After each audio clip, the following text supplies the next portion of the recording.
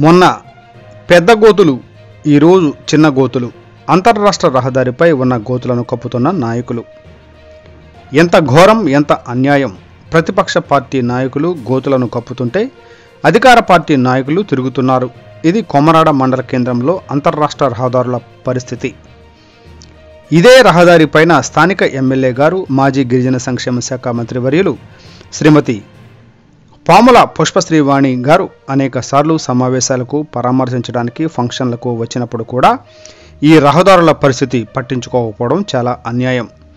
ఇలాంటి సందర్భంలో ప్రతిరోజు పార్వతీపురం నుండి కునేరు వరకు 3 రాష్ట్రాలకు వెళ్లే రహదారి మార్గంలో యాక్సిడెంట్లు జరిగే, అనేక మంది కాళ్ళు చేతులు విరిగిపోయాయని, ఇప్పటికే చనిపోయిన పరిస్థితి ఉందని, అలాగే లారీలు కూడా పెద్ద పెద్ద గోతులలో దిగిపోయి గంటల కొలది ట్రాఫిక్ జామ్ అయ్యే పరిస్థితి ఉంది.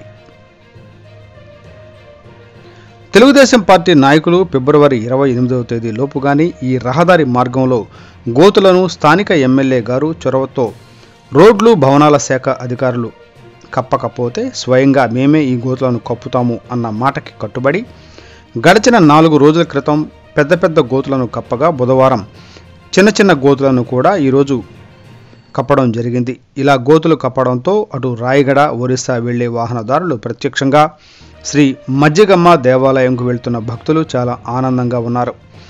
ఇలాంటి సందర్భంలో ఇక్కడ పాలకులు కానీ, రోడ్లు భవనాల శాఖ అధికారులు కానీ ఈ రోడ్డు విషయం పట్టించుకోకపోవడం చాలా దారుణమైన పరిస్థితి.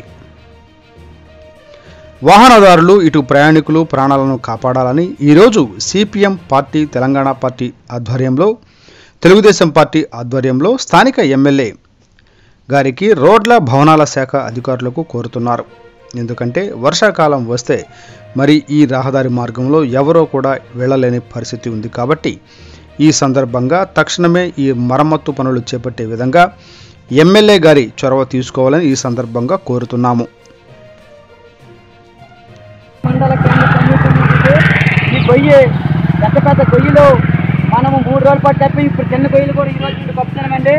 ఈరోజు ఇక్కడ పాలకులు ఈ రోడ్డు అంట చూసుకుని వెళ్ళిపోవడమే తప్ప పట్టించుకునే పరిస్థితి లేదు. ఈరోజు ప్రతిపక్ష పార్టీ వాళ్ళందరూ గోతులు కప్పుతుంటే ఈ అధికార పార్టీ నాయకులు, ఈ పాలకులు ఈ రోడ్డు మీద తిరిగే పరిస్థితి ఉంది. వీళ్ళకి ఉందండి ఈ కొమరాడ మండలంలోన ఈ రోడ్ల పరిస్థితి. కాబట్టి ఈ పార్వతీపురం నుండి పూనేరు వరకు 3 రాష్ట్రాలకి అంతరాష్ట్ర రహదారి అండి. ఈ రహదారి మీద ప్రతిరోజు కూడా వాహనదారులు యాక్సిడెంట్లు అయ్యి అనేక మంది చనిపోయిన పరిస్థితి ఉంది.